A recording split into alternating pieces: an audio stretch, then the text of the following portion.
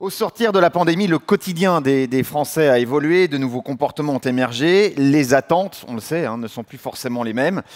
Dans ce contexte, faut-il repenser la relation entre consommateurs et marques? Comment retisser un lien de confiance dans un monde de plus en plus clivé? Quel rôle la créativité peut-elle jouer dans cette transformation? Accenture Song a mené une vaste étude. En voici les grandes tendances. Elles nous sont présentées par Stéphanie Lafontaine. Soyez la bienvenue, Managing Director, et Ludovic Tragne, directeur exécutif Accenture Song. Soyez les bienvenus. Bonjour. Bonjour. Bonjour.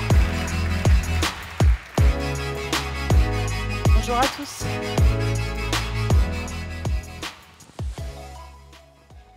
Bonjour à tous. Est-ce que vous connaissez Accenture Song? Non?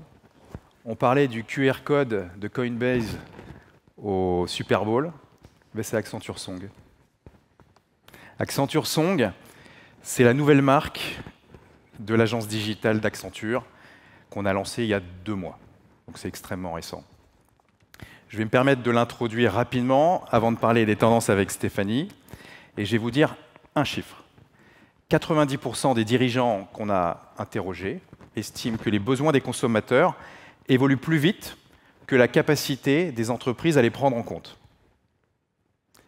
Par contre, si on interroge ces mêmes dirigeants, ils sont convaincus que cette période de changement est une opportunité unique pour eux de sortir du lot et d'accélérer leur croissance. Ils s'interrogent beaucoup sur comment faire. Et un certain nombre de questions reviennent régulièrement, des questions que vous avez forcément en tête. Comment réinventer la proposition de valeur de la marque? Ce qui va avec, c'est comment réimaginer son offre, comment adapter l'entreprise pour être plus créatif et être plus différenciant par rapport à la compétition. Comment accélérer les ventes, et en particulier les ventes digitales et le e-commerce. Et comment engager les clients, les prospects avec la marque, comment générer beaucoup plus de trafic et comment être plus pertinent dans toutes les interactions qu'on peut avoir avec la marque. Ces 3 questions, Accenture a décidé d'aider les dirigeants d'entreprise à y répondre en créant Accenture Song et en rassemblant l'ensemble des forces, l'ensemble des talents du digital, du marketing, de la créa, de la data et de la technologie dans une même entité pour se focaliser sur ces enjeux de croissance et d'aider nos clients à devenir plus pertinents vis-à-vis de leurs clients et vis-à-vis de leurs collaborateurs et de les aider à opérer à la vitesse du changement. Alors vous allez forcément essayer de me challenger ou me poser des questions sur qu'est-ce qui fait qu'Accenture Song est différent? Pour nous, c'est de combiner les forces de la créativité et les forces de la technologie et de les mettre à l'échelle pour nos clients. Donc voilà, vous connaissez un peu plus maintenant Accenture Song. Et je vous propose maintenant d'enchaîner directement avec les tendances, avec Stéphanie. Les tendances, effectivement, que l'on va illustrer avec de la créativité. Donc les tendances Fjord, ça analyse le futur des business, les tendances design, pour voir qu'est-ce qui va se passer à l'avenir. C'est le 15e rapport cette année, qui est créé par les 2000 designers, donc maintenant d'Accenture Song dans le monde. Et ça nous aide à construire un plan d'action. Vraiment, qu'est-ce qu'on doit faire demain. Cette année, suite aux 2 ans de pandémie qu'on vient de vivre, on a vraiment compris qu'il fallait qu'on redéfinisse les relations que l'on vit avec les marques, avec les communautés, avec les employeurs et également avec les lieux. C'est pourquoi la méta-tendance de cette année s'appelle vers de nouvelles relations sociales et sociétales, là où l'année dernière, on était en rendez-vous en terre inconnue. Donc là, vraiment, on va s'attacher à redéfinir les relations. 5 tendances dans ce rapport. La première tendance, soyez vous-même. On est sur la redéfinition des relations de nous, individus, envers l'entreprise et le collectif. Qu'est-ce qu'on attend de notre employeur et qu'est-ce qu'on a envie de faire. Vers la fin de l'abondance, on est sur la redéfinition des relations envers nos modes de consommation et l'impact que ça a sur la planète. Au-delà de notre monde, on en a déjà parlé ce matin, on est sur le métavers. On est sur la redéfinition de la relation entre le monde physique et le monde digital. La vérité, rien que la vérité, on est sur la redéfinition des relations et de la confiance que l'on a avec la marque. Et prenez-en soin, on l'a dit tout à l'heure, la notion de care, on est sur la relation à soi et aux autres. Donc je vous propose qu'on détaille tout ça ensemble. Peut-être parmi vous, certains se sont délocalisés. Peut-être que vous êtes venus ce matin à Paris, mais que finalement vous avez décidé depuis 2 ans de partir vivre en province. Peut-être aussi que vous avez une part plus importante aujourd'hui réalisée en télétravail versus aller dans l'entreprise.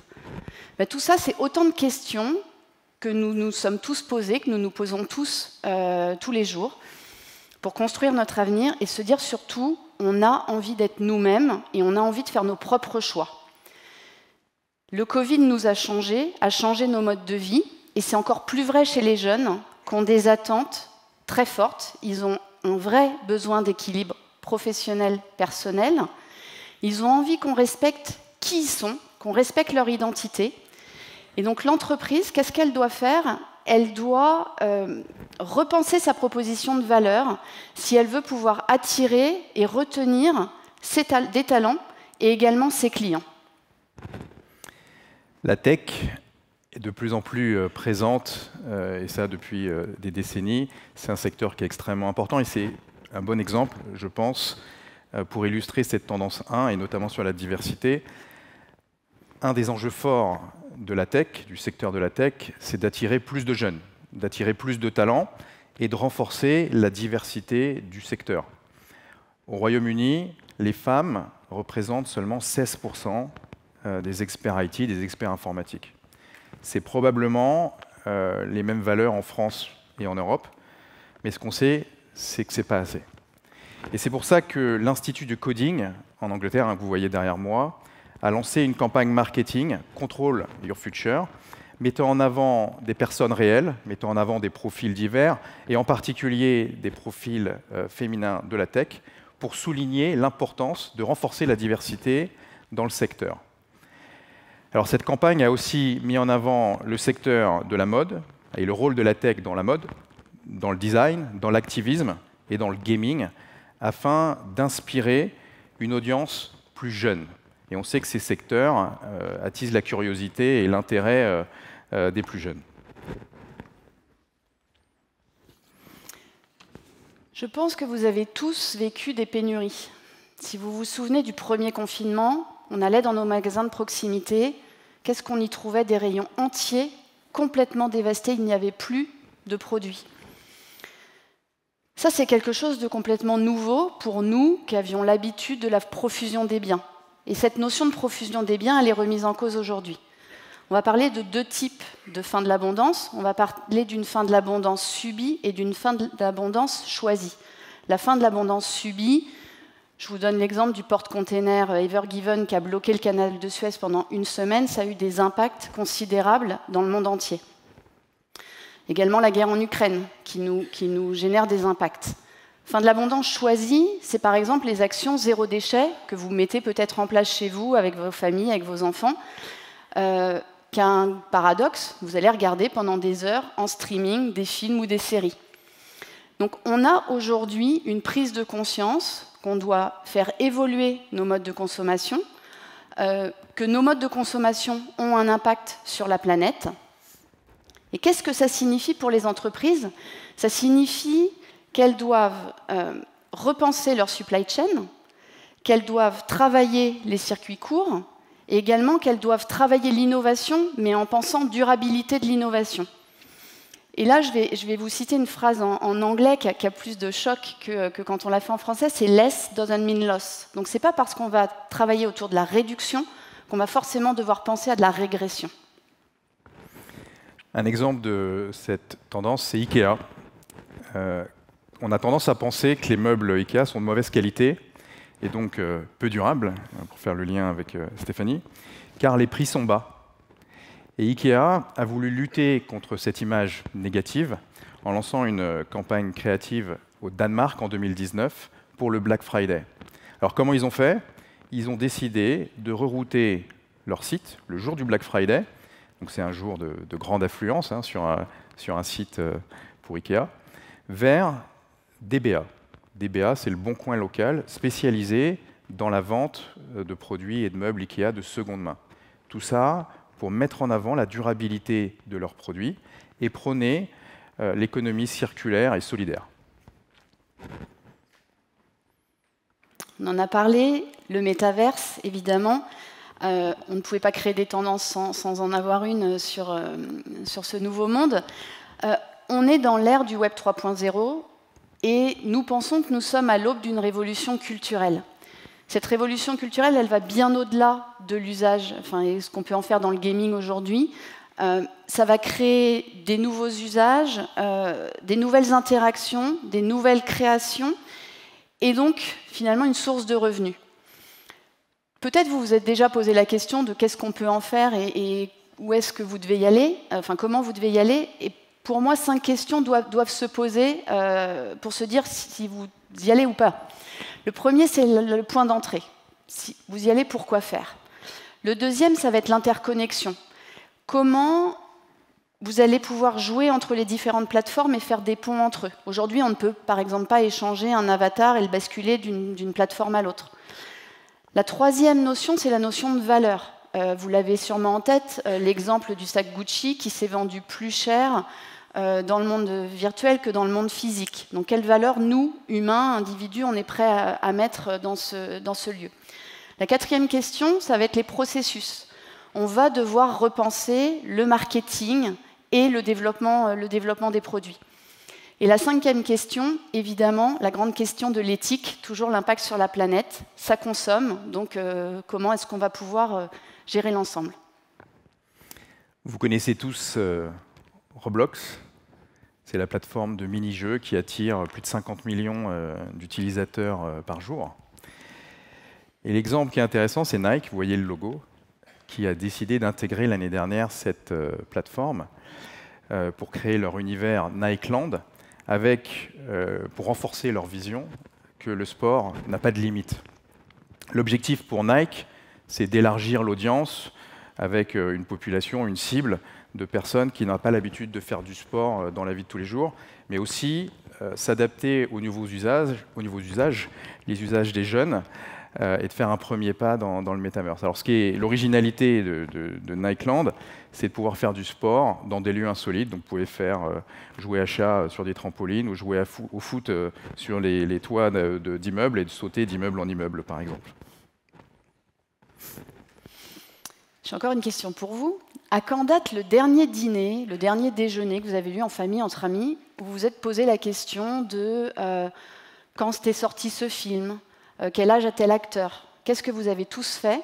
Vous avez tous sorti vos smartphones et vous avez tapé la question sur Google et vous avez obtenu la réponse en un clic. Google est né il y a 24 ans. Ça a fait évoluer notre rapport aux questions. Parce qu'on pose de plus en plus de questions, on a les réponses instantanément. Voilà, on continue d'en poser encore plus. Mais par contre, ça a aussi un contre-effet qui est la désinformation. On ne sait plus ce qui est vrai de ce qui est faux.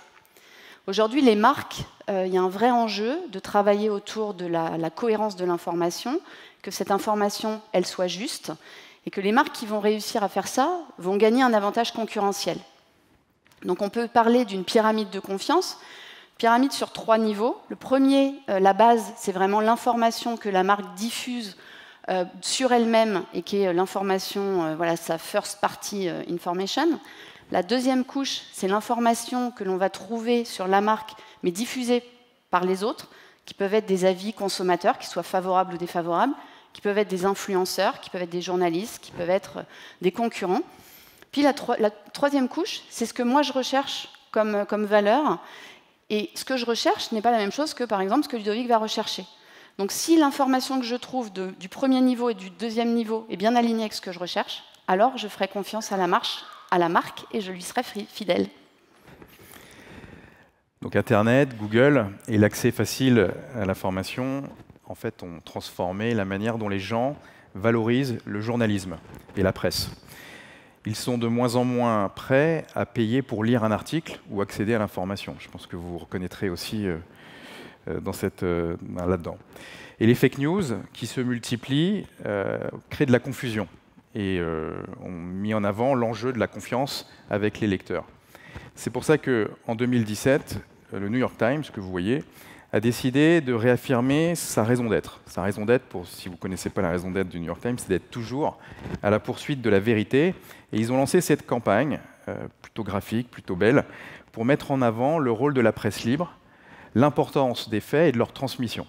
Alors derrière ça, ce que voulait faire le New York Times, c'est aussi montrer qu'ils investissent de l'argent, des moyens, du temps, pour publier le meilleur de la presse et obtenir le soutien de leurs lecteurs, mais aussi du public pour mettre en avant la marque, valoriser la marque.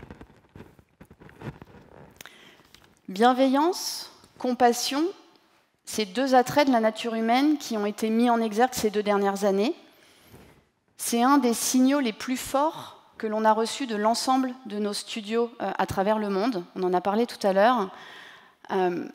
Et c'est quelque chose qu'aujourd'hui les entreprises doivent travailler pour intégrer la bienveillance dans leurs usages pour leurs clients et pour leurs employés. La créativité et le design ici va avoir toute sa place, puisqu'il va falloir qu'on travaille autour de l'accessibilité pour les personnes qui peuvent avoir un certain handicap. On va également travailler autour de l'intégration de la diversité. Et il va également falloir prendre en compte tout ce qui va être conception multisensorielle pour commencer à toucher au sens et encore plus toucher les individus. La question de la santé mentale n'est plus un tabou. Je ne sais pas si vous connaissez cette information, mais une des causes principales de mortalité des jeunes, c'est le suicide. Donc c'est triste, mais on peut changer les choses si on ose en parler. Seize the Awkward, c'est une campagne de prévention contre le suicide destinée justement à aborder ce problème de pouvoir en parler. Et l'objectif, c'est de dépasser la honte de parler de son mal-être, de parler de suicide, de parler de la mort. Et donc la campagne a essayé de créer des icebreakers avec 70 stickers, vous en voyez quelques-uns, qui ont été créés par 36 artistes. Ils ont aussi créé une chanson et un clip vidéo avec des rappeurs. Et très intéressant aussi, ils ont travaillé sur des mécanismes propres à chaque réseau social pour aider les jeunes à en parler et à amorcer la conversation. Donc beaucoup de travail pour aider les jeunes à pouvoir lancer le débat et pouvoir parler de leur mal-être et potentiellement d'éviter le suicide. Donc nous avons illustré ces 5 tendances par 5 campagnes créatives. Vous vous doutez bien qu'on pourrait prendre plein d'autres exemples. C'est notre conviction qu'effectivement la créativité a toute sa place pour créer le monde nouveau. Et on vous a mis ici le QR code avec le rapport complet si vous souhaitez en savoir plus. Merci à tous. Merci à tous. Merci beaucoup, merci à tous les deux.